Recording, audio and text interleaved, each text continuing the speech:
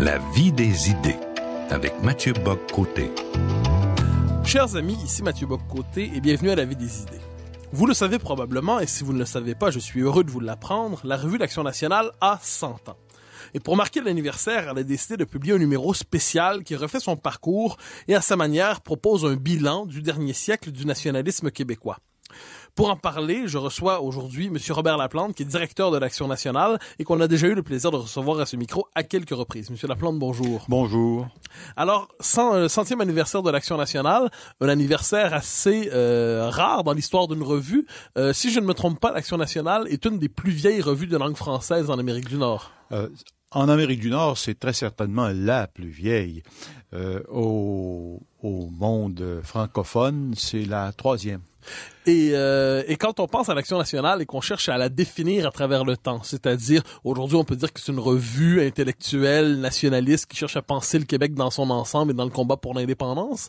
Mais si on cherchait à définir l'Action nationale de ses débuts à aujourd'hui, et qu'on cherchait à identifier le fil directeur de l'histoire de la revue, qu'est-ce qui caractériserait l'Action nationale? Je crois que c'est essentiellement un travail de recherche et de réflexion sur les façons de réaliser cette intention qui traverse toute notre histoire, cette volonté d'achèvement. La revue est née dans un contexte très particulier, début du 20e siècle, au moment où le Canada célèbre son 50e anniversaire, où ce même Canada est plutôt content de lui-même. Et les intellectuels qui fondent la revue, évidemment, ne partagent pas du tout ce point de vue. Ils sont convaincus que le Canada a, dans les catégories de l'époque, selon leurs propres mots, trahi ses promesses. Et ils entreprennent, ces intellectuels, de faire non seulement le procès du régime, mais d'interpeller la société canadienne-française pour qu'elle se donne les moyens de s'accomplir. À cette époque, s'accomplir, c'est se faire reconnaître comme peuple fondateur. Les premiers intellectuels de la revue adhèrent globalement à cette on dit théorie, mais c'était à l'époque largement partagé. Par la suite, on a réalisé que c'était d'abord une théorie et finalement, on comprend maintenant que c'était une fumisterie. Mais à l'époque, donc, c'est un combat pour se faire reconnaître dans cette dualité. Et ce combat est réparti essentiellement entre une volonté de consolider le foyer national qui est le Québec, et de soutenir et de promouvoir la vitalité des minorités installées dispersées, on devrait plutôt dire, sur le territoire.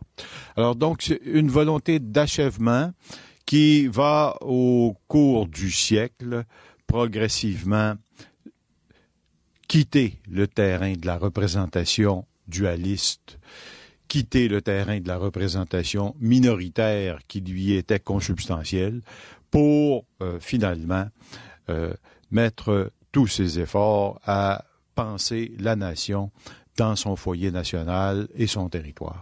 L'Action nationale, en 1917, gâche un peu la fête. Lorsqu'on est dans la commémoration du 50e de la Confédération, il faut chanter les gloires de la Confédération. L'Action nationale gâche la fête. Est-ce qu'elle est seule à gâcher la fête ou est-ce qu'il y a d'autres protestations dans la société québécoise à l'époque sur le bilan à faire des 50 ans du Canada? C'est certainement un des plus gros couacs à l'époque. Cependant, le Devoir avait lui aussi entrepris de remettre en question certaines des réalisations du Canada et c'est beaucoup dans le sillage des combats que va provoquer l'adoption du règlement 17 ontarien qui va bannir, on le sait, et interdire l'enseignement du français chez les minorités franco-ontariennes et en même temps que se dresse aussi progressivement la perception que le gouvernement du Canada gouverne au fond en traitant le Québec comme une province comme les autres, ce qui évidemment n'est pas partagé par l'ensemble des Québécois et l'ensemble des partis politiques de l'époque. Alors, donc, le couac, cependant, est retentissant dans la mesure où l'Action nationale va être le seul lieu où va véritablement être réhabilitée l'idée d'indépendance, qui est en veilleuse depuis la répression de la Révolution avortée de 1837. Et, en quelque sorte, cette réhabilitation-là passe par l'ouverture, qui ne sera pas maintenue avec une constance effrénée, mais l'ouverture quand même d'un procès de légitimité sur le régime canadien. Mais qui va durer environ une dizaine d'années, si je me trompe pas. C'est-à-dire de 1917 à 1927, il y a une forme de vitalité intellectuelle incroyable dans la revue, et au moment du bilan du 60e, peut-être que du Canada, donc 10 ans plus tard, peut-être que l'idée d'indépendance a terminé son premier cycle dans l'Action nationale. Oui, jusqu'à un certain point, par la force des choses. Les grandes enquêtes que l'Action nationale mène, c'est une forme qu'elle introduit dans la vie intellectuelle du Canada français. Notamment de notre avenir politique. Tout à fait. La revue a publié pendant quelques années, chaque année, un grand dossier faisant le point sur un aspect ou l'autre de la vie de la nation. Ces grandes enquêtes, elle les dresse d'abord pour baliser l'action. Et au fur et à mesure que la revue progresse dans ce travail, un constat s'impose et il est très angoissant. C'est celui de l'extrême fragilité de la nation. On constate que le peuple canadien-français est massivement prolétarisé, qu'il n'est pas instruit, que sa langue et sa culture sont à ce point bafouées et méprisées que lui-même en doute. Alors, la proposition de l'indépendance va progressivement quitter le terrain programmatique pour passer du côté de l'horizon, du projet, de l'idéal à poursuivre. Guy Frégaud, dans un ouvrage qu'il consacre à Lionel Groulx, résume avec une formule extraordinaire le destin et de Groulx et de cette génération de l'Action française, eu égard à l'indépendance, en disant « Ils ont pointé un soleil dont ils ont détourné le regard. » Bien sûr. C'est une formule magnifique, mais effectivement, dans les années 30, on va reprendre cette idée de l'indépendance en l'inscrivant plus, je dirais, de façon plus réaliste, si on peut dire, dans une volonté de reconquête. C'est-à-dire que si les années 20, et particulièrement le choc qui va suivre la récession de la Première Guerre mondiale, le choc de ce diagnostic va être relativement digéré dans une période d'intense activité intellectuelle à partir du crack de 29, autour de ce qui deviendra le programme de restauration sociale. Donc, il y a un grand mouvement d'ébullition intellectuelle pour que la société canadienne-française reprenne ses marques, qu'elle reprenne un tant soit peu contrôle de son destin, en prenant acte de ses faiblesses et de ses vulnérabilités. C'est dans ce cadre-là que va être rédigé à toutes fins utiles le programme de la Révolution tranquille. Les artisans du programme de restauration sociale et les artisans de la revue, c'est à toutes fins utiles les mêmes, auxquels vont se greffer les jésuites, qui vont être de puissants animateurs du débat, en particulier en prenant appui sur la doctrine sociale de l'Église. Et les nationalistes vont se regrouper autour de cette grande ambition qui donnera naissance d'abord à l'Action libérale nationale et par la suite à l'Union nationale, avec, bien sûr, les déceptions qui vont s'en suivre. Quand on lit le numéro des 100 ans de la revue, on remarque une volonté donc de ressaisir son héritage intellectuel, d'en faire le parcours intellectuel, d'en ressaisir l'héritage aussi. Et certaines figures émergent, des figures qui sont associées très intimement à ce qu'on pourrait appeler la tradition grouxiste, à la tradition de l'Action nationale, et qui ont compté d'une manière ou de l'autre dans le paysage intellectuel et politique pendant un temps, mais qu'aujourd'hui ce sont des noms flottants qui nous disent peu de choses. Deux d'entre eux principalement, François-Albert Anger, à qui un texte est consacré, et Esdras Mainville, qui est une des grandes figures de l'histoire de la revue. Pourriez-vous nous en dire un peu plus sur ces deux figures qui ont beaucoup compté dans l'histoire de la revue, Mainville d'abord et Anger ensuite? Que représentent-ils dans l'histoire, on pourrait dire, des idées au Québec et dans l'histoire de l'Action nationale? Il représente d'abord des symboles vivants et inquiétants de notre amnésie collective.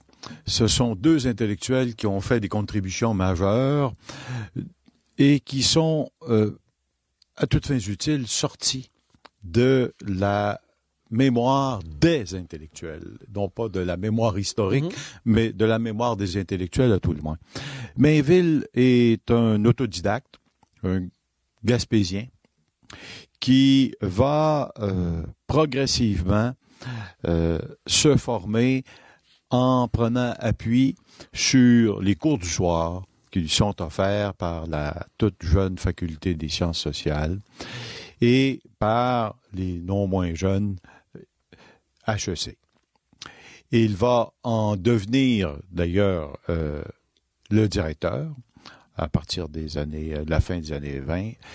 Mainville est un des artisans de la stratégie de la reconquête économique. Il maîtrise bien la pensée économique de ses devanciers, refuse leur résignation, en particulier celle d'Étienne Parent, et reste convaincu qu'il faut reconstruire ce qu'il appelle l'édifice économique de la nation, en partant de ce que le Québec contrôle. Et pour lui, ce que le Québec contrôle dans le cadre du partage des compétences, c'est son territoire. Et c'est, bien sûr, la terre. On aura beaucoup pensé que Mainville aurait été un penseur de l'agriculturisme, alors qu'en fait, c'est au contraire un stratège. Les marxistes diraient que Mainville est celui qui pense la théorie de l'accumulation primitive. C'est-à-dire que il est persuadé que le seul domaine économique que contrôlent les Canadiens français, c'est l'agriculture. Et qu'il faut prendre appui sur l'agriculture pour progressivement construire une économie de PME. Il est convaincu que ça ne peut être qu'une stratégie de levier. Pour des raisons qui sont d'ailleurs toujours actuelles, le terroir québécois est tout petit, c'est à peine 2% du territoire qui est propice à l'agriculture. Il est convaincu que ça ne peut pas suffire, mais que c'est le meilleur moyen. Et il va penser donc le développement de cette agriculture comme façon d'élargir de proche en proche le contrôle des Canadiens français. C'est le point de départ de la reconquête. Oui, tout à fait. Et en privilégiant deux voies, l'entreprise familiale et la coopération. Il est convaincu que la mise en commun des modestes moyens des Canadiens français est la façon de se donner une économie qu'ils vont contrôler et qui sera inaliénable. Mainville a grandi dans le servage gaspésien. Il sait l'emprise des puissances économiques et il sait la déliquescence culturelle que ça provoque. Et il en est littéralement obsédé. C'est un homme qui est convaincu que la servitude économique est un déshonneur et elle est un affront à la dignité des hommes.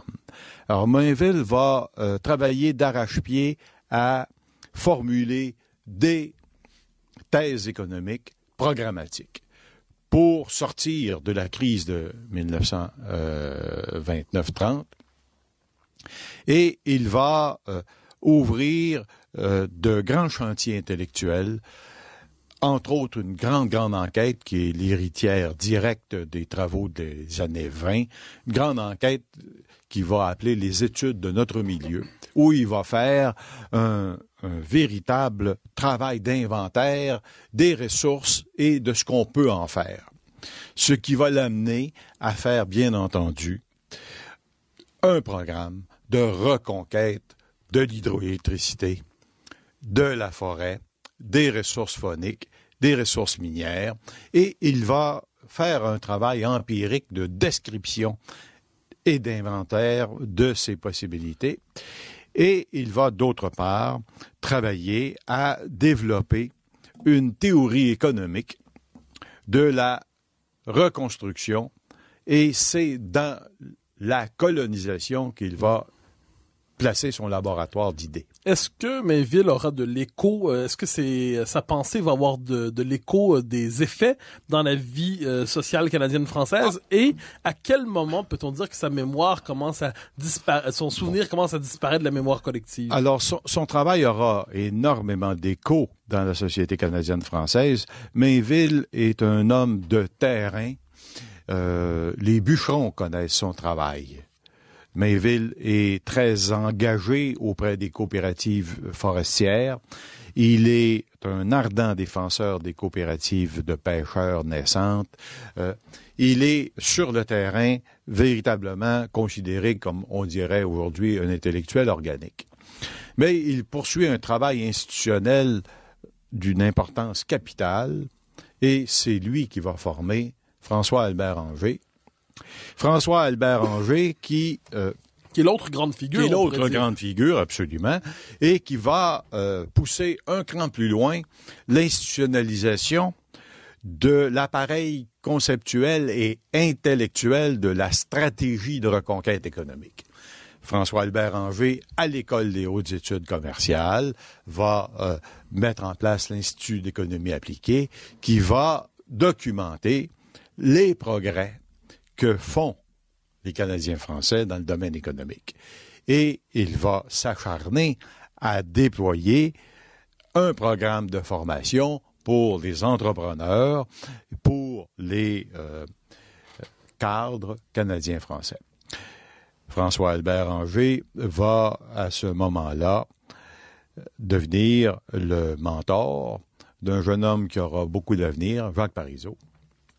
Jacques Parizeau qui fait ses études sous les auspices des HEC et qui va partir faire un doctorat au London School of Economics sous les encouragements de François-Albert Angers et en lui faisant la promesse qu'il reviendra. C'est tout à l'honneur de Jacques Parizeau parce qu'on sait qu'il aura eu des offres particulièrement alléchantes pour rester en Angleterre, et il dira à plus d'une reprise que s'il est revenu, c'était d'abord parce qu'il avait donné sa parole. Sa parole à François-Albert Angers, qui comptait sur lui pour poursuivre l'œuvre de théorisation et d'enrichissement de la pensée économique des Canadiens français. Quand vous présentez François-Albert Angers, vous le présentez d'abord naturellement sous l'angle économique. Pourtant, lorsqu'on le lit dans la revue, il a une pensée très très vaste qui dépasse les seuls enjeux économiques et qui va la prolonger jusqu'à assez longtemps dans l'histoire de la revue. Dans son livre aussi, Pour orienter nos libertés, c'est une réflexion sur la civilisation canadienne-française, comme on aurait dit autrefois, sur la nature du nationalisme. Quels sont les autres aspects qu'embrasse la pensée de François-Albert Angers? C'est un homme d'une grande culture. Effectivement, on le présente d'abord, surtout, sous l'angle économique, parce que c'était son point d'ancrage dans sa pratique professionnelle, mais c'est un homme aux horizons très vastes, d'une culture impressionnante, et François-Albert Angers va beaucoup travailler sur l'intégration de ce qu'on pourrait appeler le projet de société dans le projet de civilisation. Ce n'est pas un homme centré uniquement sur les moyens, c'est un homme qui ne cesse de réfléchir aux finalités et il est complètement acquis à cette idée que le destin de la nation canadienne-française est un destin ambitieux. Ce n'est pas l'homme des petits moyens, ce n'est pas l'homme du petit pain. C'est au contraire quelqu'un qui va, et en cela il va marcher dans les pas de Mainville, qui va penser que vraiment la culture canadienne-française a quelque chose à apporter au monde et qu'elle est capable et porteuse d'universel. C'est plus facile à dire aujourd'hui. Il fallait avoir une certaine audace intellectuelle pour soutenir cette prétention au moment où les Canadiens français sont encore largement prolétarisés et où le Québec sort à peine de l'indigence. Mais Angers va donc, avec Mainville et quelques autres, on pense entre autres au père Richard Arès, le V8, va beaucoup réfléchir à cette dimension de porter à l'universel les ambitions de la société canadienne-française. Ce qui va beaucoup l'amener à réfléchir sur les liens entre la culture, et pour lui, bien entendu, la matrice de cette culture, c'est le catholicisme et ce qu'il leur a laissé comme héritage, non seulement dans la politique canadienne-française, mais dans la culture elle-même au sens large, des valeurs de solidarité, des valeurs de justice et de partage, mais également, pour lui, c'est le lien à faire entre le harnachement des moyens aux finalités. Alors, il va chercher à proposer des avenues de jonction entre la culture et l'économie. Et pour lui, ça va se faire par la coopération. Après un flirt plus ou moins long avec les doctrines corporatistes, avec cette idée que un peuple minorisé et minoritaire aurait tout intérêt à une plus grande cohésion sociale et il la découvre, cette cohésion, dans le corporatisme, vis-à-vis duquel il prendra ses distances ensuite, voyant les dérives européennes, mais il va rester convaincu que la coopération va être le véhicule privilégié pour garder le cap, pour civiliser, si on veut, les puissances économiques et assurer les Canadiens français d'une solidarité organique. Ensuite, bien sûr, ce sera son grand combat. Il y a un lien pour lui entre la langue, la culture et l'économie. Oui, parce qu'il va être un grand militant du français. Il va jouer un rôle central dans le mouvement Québec français. Absolument. Il est véritablement l'ancêtre de la loi 101. Véritablement. Et de ce point de vue, est-ce qu'on peut dire, parce que c'est une réflexion qui me vient souvent à l'esprit, que François Béranger est un de ceux qui assure la poursuite, appelons ça, du nationalisme pré-révolutionnaire tranquille dans la Révolution tranquille, et on peut dire qu'à travers lui, la loi 101, ses véritables origines ne se situent pas seulement dans l'imaginaire de 60 et après, mais plonge dans les luttes les plus anciennes du peuple canadien-français. Ah oui, tout à fait.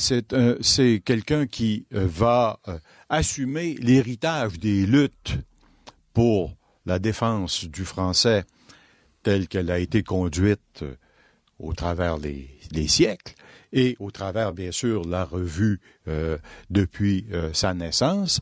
Et c'est quelqu'un qui va progressivement réaliser une jonction entre le néo-nationalisme et le progrès culturel ancien.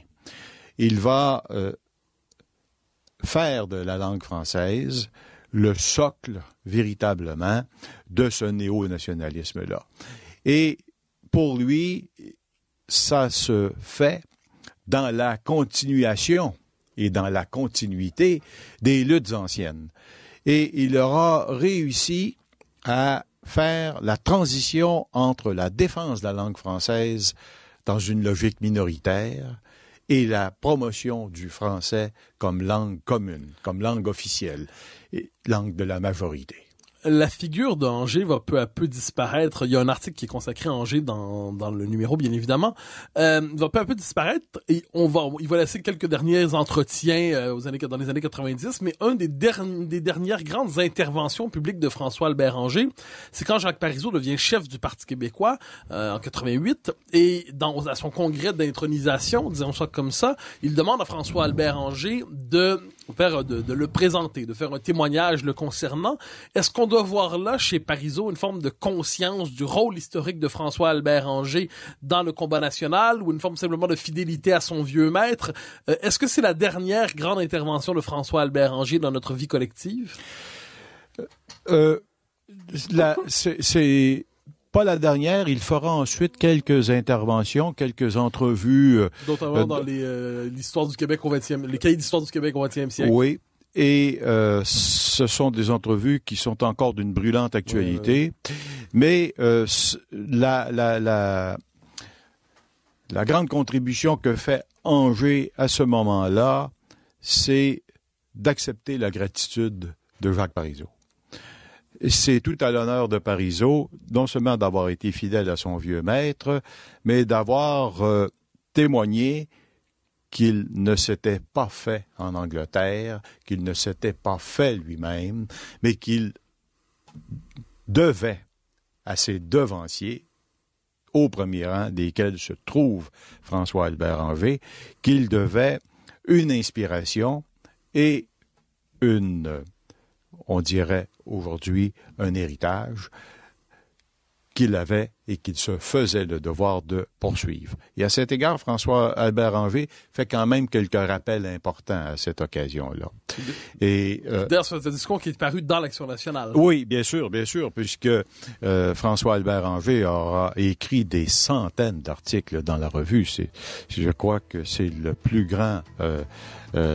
il est l'auteur du plus grand nombre d'articles dans la revue dans ce siècle. Alors, Robert Laplante, nous passons à la pause pour quelques instants et nous revenons pour poursuivre l'examen de ce numéro du 100e anniversaire de l'Action nationale. Donc, de retour, chers amis, dans quelques instants à la Vie des idées.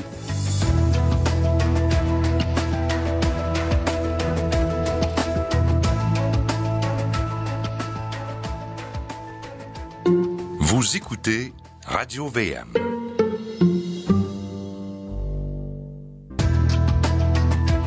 Alors, chers amis, nous sommes de retour à la Vie des idées avec Robert Laplante, qui est directeur de la revue L'Action nationale, que je reçois aujourd'hui pour parler principalement du numéro spécial de l'Action nationale consacré à son 100e anniversaire, 1917-2017. Une des plus vieilles revues de langue française, certainement la plus vieille revue de langue française en Amérique. Un dossier, un numéro spécial en fait, qui permet de faire un peu le bilan du nationalisme au Québec, à tout le moins un bilan intellectuel du nationalisme au 20e siècle, de nos réussites, de nos échecs, le portrait de quelques figures importantes, le bilan de certains combats, la question de la langue, la question économique, la question des régions. Alors, Robert Laplante, nous avons parlé dans la première partie de grandes figures associées à l'histoire de la revue. Dans le numéro spécial qui nous est présenté ici, on cherche aussi à faire un bilan, appelons ça, de certains des grands dossiers dans lesquels la revue s'est engagée. La pensée économique, le combat pour la langue.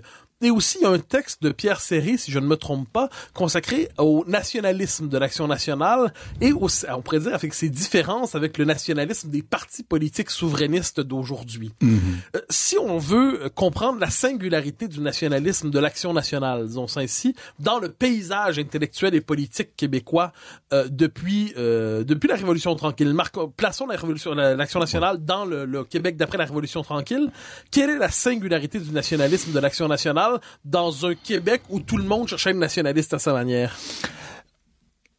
C'est une vaste question, mais je dirais que si on essaie d'en identifier quelques traits fondamentaux, le premier, bien entendu, c'est toujours celui de dire que la singularité et le fondement du nationalisme et de l'indépendantisme, c'est l'attachement à la langue française. C'est indubitable.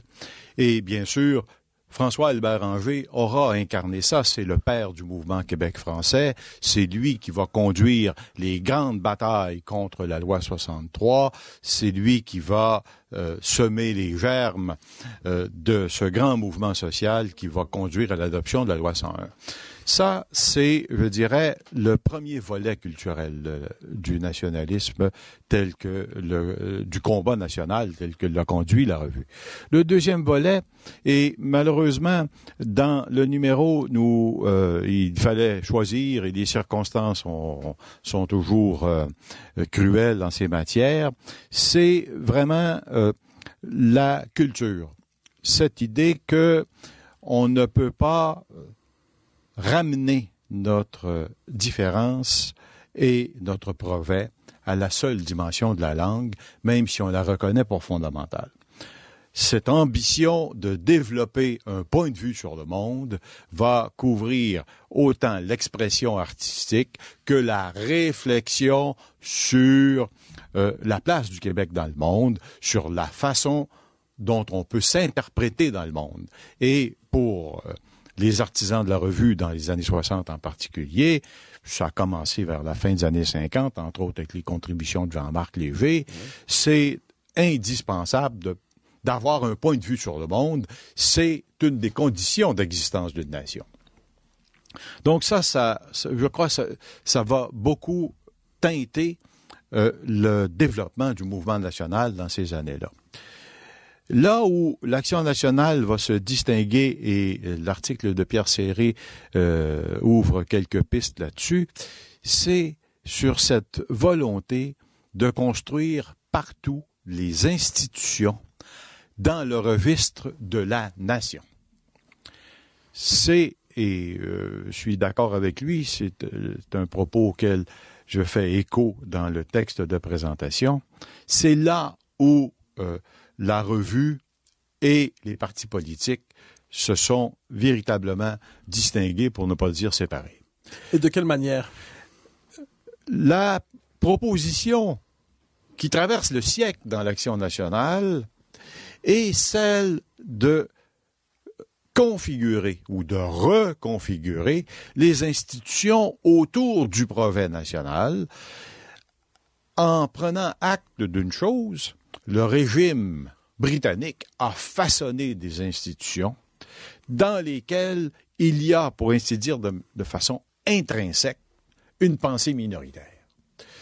L'Action nationale cherche partout à reconfigurer les institutions pour que la logique qui s'y exprime soit celle de l'intérêt national, soit celle de la construction d'un bien commun dont la référence est une pensée majoritaire. Donc, on pourrait dire que les institutions qu'on a héritées de la conquête et ensuite de l'histoire constitutionnelle canadienne sont des institutions qui ne permettent pas à la nation de penser ses intérêts ou qui la contraignent à la penser de manière mutilée, diminuée et ainsi de suite.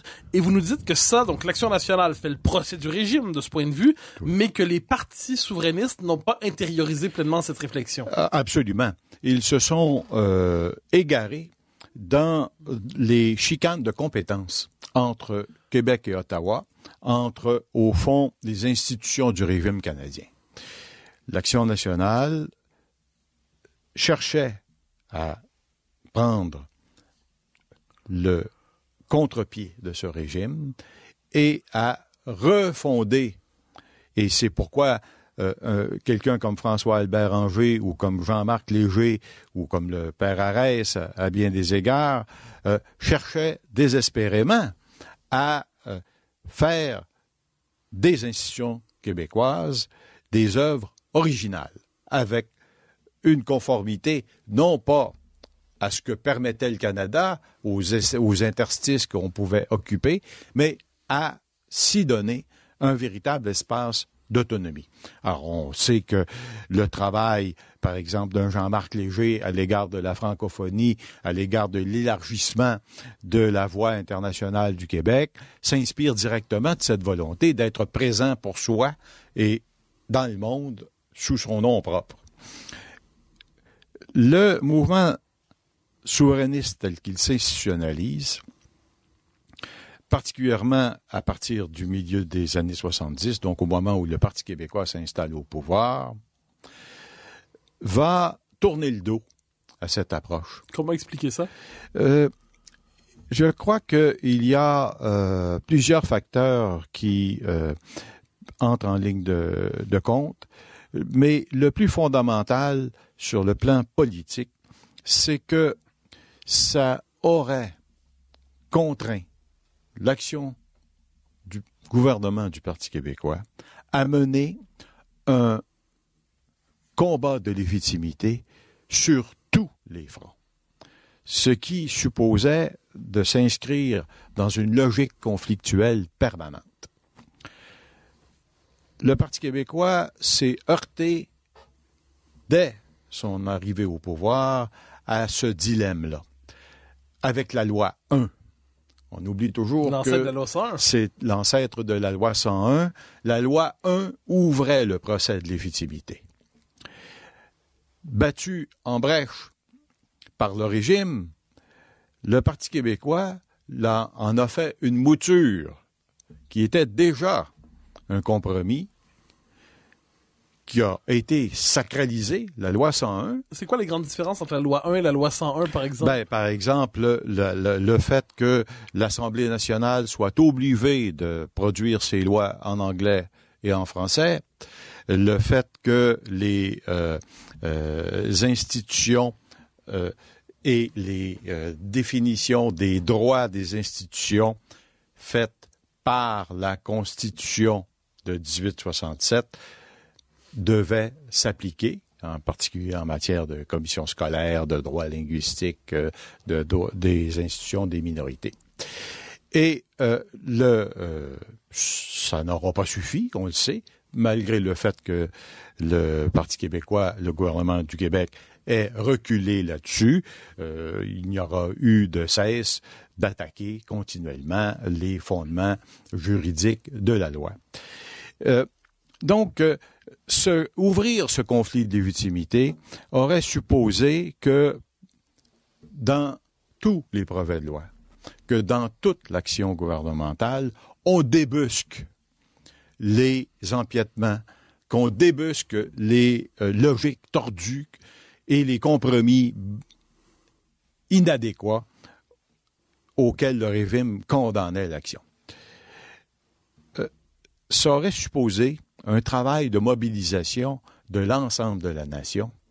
Ce travail-là, il était loin d'être accompli quand le Parti québécois a pris le pouvoir, ce qui reste, on le sait aussi, un accident de la carte électorale. Donc, jusqu'à un certain point, le parti, le gouvernement et la culture politique du mouvement n'étaient pas capables de porter un conflit aussi permanent que cela l'aurait exigé. Et ça va être la cause, je crois, de l'ensemble des difficultés que va connaître la gouverne du Parti québécois pendant les 4 mandats qu'il aura accomplis à partir du milieu des années 70, pardon. Et ça, c'est fondamental parce que les municipalités, les MRC, tous les lieux que le Parti québécois va tenter d'investir ne l'auront été que d'une manière très épisodique, inconstante et relativement velléitaire. Alors que dans la stratégie et dans la pensée politique que l'Action nationale soutenait, il aurait fallu qu'il y ait de l'indépendance et des indépendantistes partout, dans toutes les institutions, pour non seulement des raisons partisanes, mais pour des raisons de cohérence politique. Or, ce n'est pas ce qui s'est produit. Résultat des courses, on le voit maintenant, les forces fédéralistes ont très peu de militants. Mais elles ont fait un usage stratégique. Ah, bien sûr, c'est facile pour ces forces-là, puisqu'elles sont appuyées par l'État canadien. Elles ont fait un usage stratégique de ces ressources et elles contrôlent les institutions clés.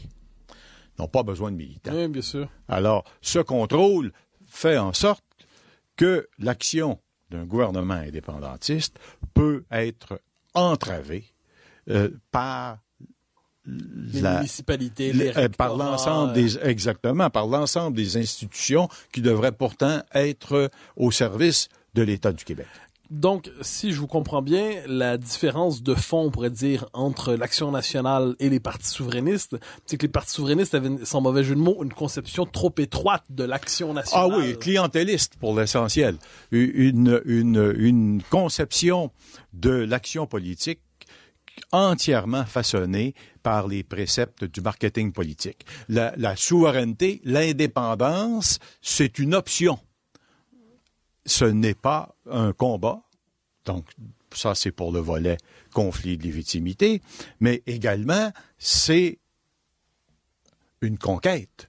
Donc, c'est un effort pour façonner les institutions et non pas pour s'assurer que un peu partout, il y a des gens qui pensent qu'on peut saupoudrer un peu d'options.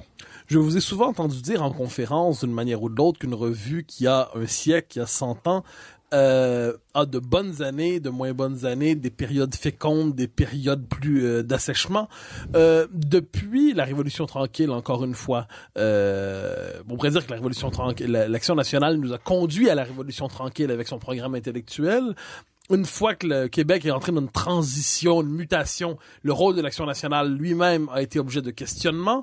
Dans quelles circonstances l'Action nationale a-t-elle eu le plus d'influence intellectuelle sur la vie des idées, sur la vie politique, sur la vie nationale? Quels ont été les moments où l'Action nationale a été capable véritablement d'être un foyer de réflexion particulièrement vivant? Quelles sont les conditions, autrement dit, pour que l'Action nationale, dans la vie publique, trouve l'écho qu'elle mérite probablement? Bon, écoutez, sur un siècle, c'est inévitable qu'il y ait des moments forts, des moments faibles. Je disais en boutade lors du lancement du numéro que nous célébrons une centenaire, pas une sainte. Alors la revue a perdu. La revue a perdu quelques batailles. Elle en a mal mené certaines. C'est inévitable. Cependant, il y a, je pense, au moins 3 grands moments où la revue a été d'une grande influence. C'est d'abord dans les années 20, avec ses grandes enquêtes. Sûr. Ensuite, avec son bref moment, mais très intense, avec André Laurendeau et le Bloc populaire. Bien où sûr. Là, ça a été très fort. Le 3e moment, c'est celui qui s'étale de façon un peu plus diffuse de la fin des années, du milieu des années 50 jusqu'à l'arrivée au pouvoir du Parti québécois.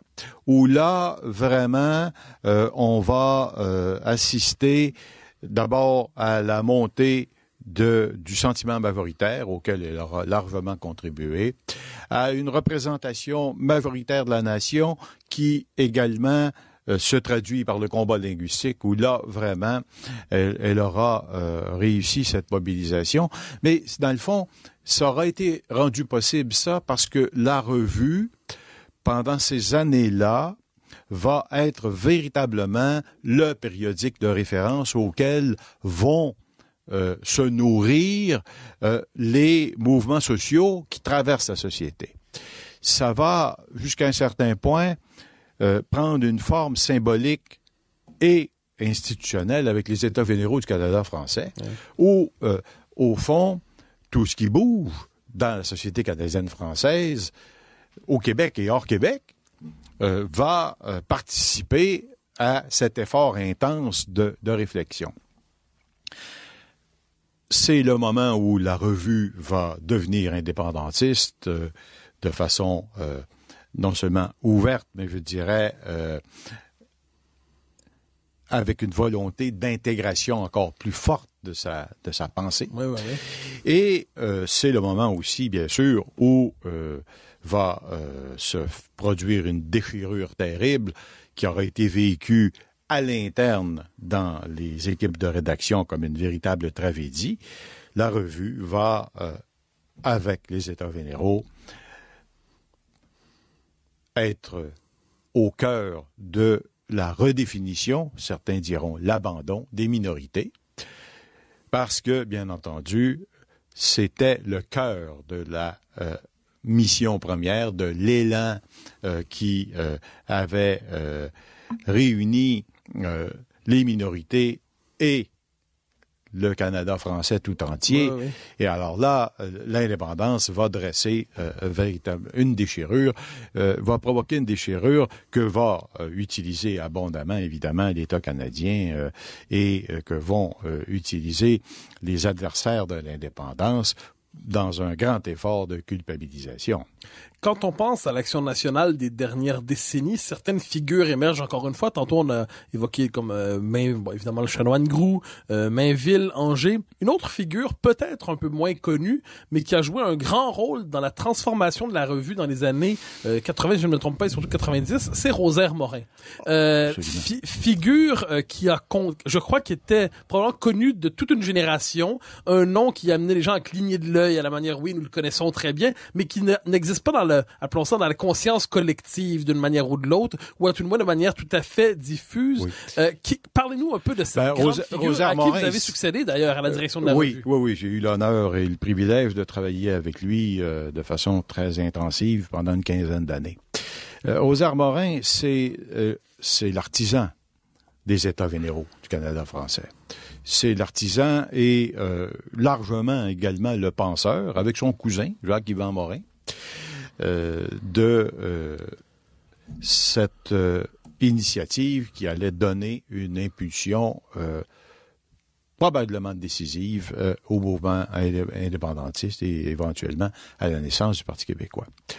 Rosaire Morin, c'est un militant de la première heure qui a fait beaucoup de travail d'organisation dans l'ordre de Valcartier. La patente. Dans la patente, effectivement, qui était précisément ce mouvement typique des luttes minoritaires et duquel il se sera lui-même affranchi.